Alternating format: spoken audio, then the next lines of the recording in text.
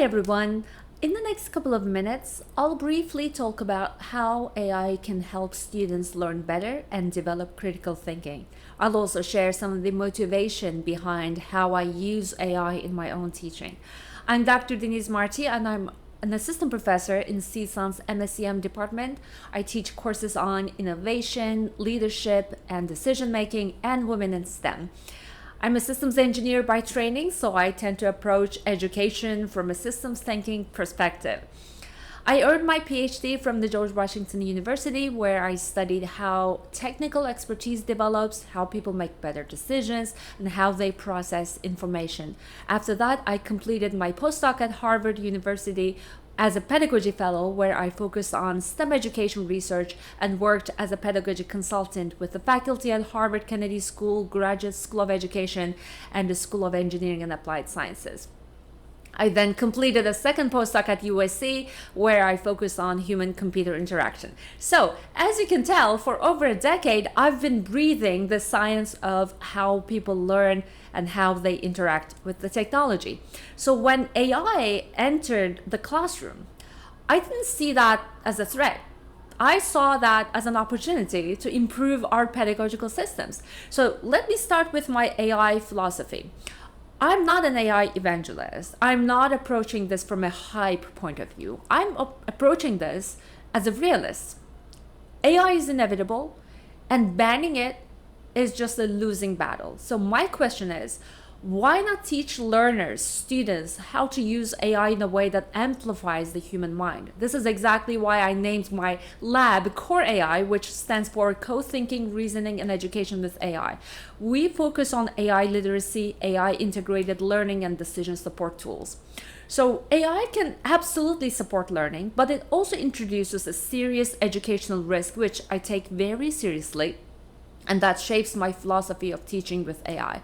Many of you may be concerned about that risk as well. The gradual weakening the critical thinking when too much cognitive effort is outsourced to machines, to AI. So I call this cognitive erosion. I see my role in this new era as a learning designer who helps students learn how to learn and how to co-think with AI without falling into the cognitive erosion.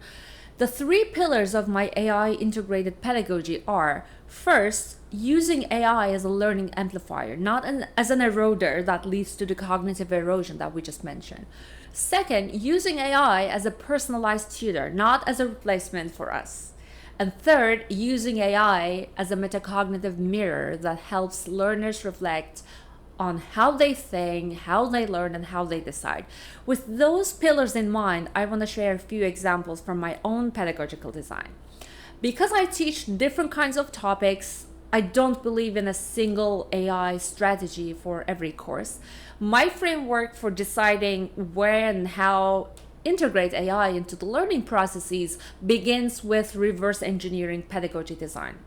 I start with the Bloom's taxonomy, especially the higher order skills that I want students to develop, like critical thinking, design thinking, problem solving. Then I work backward. I ask, what kind of thinking do I want my students to do first on their own?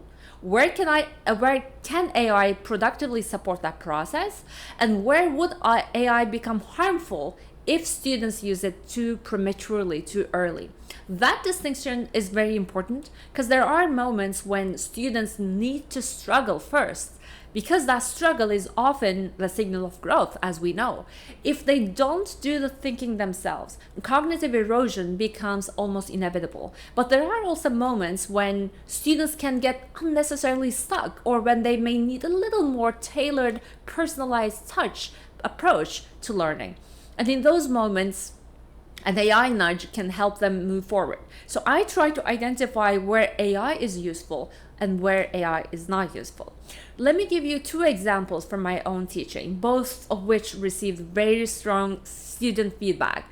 In one course that I taught, engineering leadership, I asked students to use AI as a role-playing guide. For example, when working through a leadership challenge, they might prompt the AI, acts like the CTO or an HR manager or a product leader responding to the same situation. But the point is not to accept the AI's output at face value. The point is to compare perspectives, critically evaluate those perspectives, and challenge AI's assumptions. So students begin to see how different roles lead to different viewpoints and how solutions may change differently depending on the lens. This kind of integration works especially well for case-based or discussion-based courses. So if your class already uses a similar pedagogical format, this may be one of those ways to integrate AI worth considering. Another example is something I call the AI buddy, and my students really love this. It works especially well in problem-solving contexts and pairs nicely with peer instruction. I'm a big fan of peer instruction, and I want to give a shout out to my postdoc advisor, Professor Eric Mazur from Harvard, whose work deeply influenced how I think about teaching. In my classroom, students know what I call the Zen moment.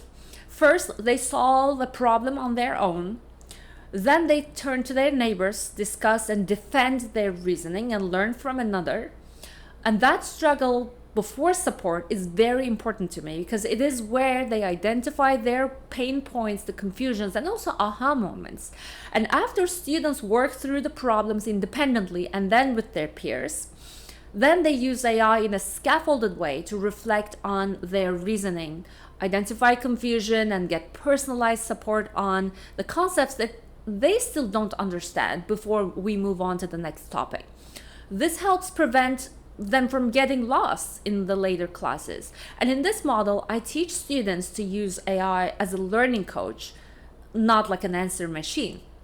If they simply use AI to generate the answer, so that then they don't get the full credit. They need to show how they interacted with the AI and how they questioned the assumptions, how they learned through the process. Ultimately, my approach to AI integrated pedagogy is about designing learning environments where students still need to think first, reflect deeply, and use AI in a way that strengthens their learning rather than weaken it. It is also about meeting students where they are, because they're going to use AI anyway. So why not help them use it responsibly and effectively? Because I believe that if we don't teach them how to use it well, many of them will still use it, but in the more like copy-paste way that leads to directly the cognitive erosion that we are concerned about. If you're interested in collaborating, or if you would like to support in thinking through what AI integration could look like in your own classroom, how to assess it, your students' learning, I would love to connect. We'll be conducting workshops on this topic, so please stay tuned. Thank you so much for listening. Please feel free to stay in touch with me at denisemarty@csun.edu. You can also connect me, find me on LinkedIn at Denise Marty. Thank you so much. Bye.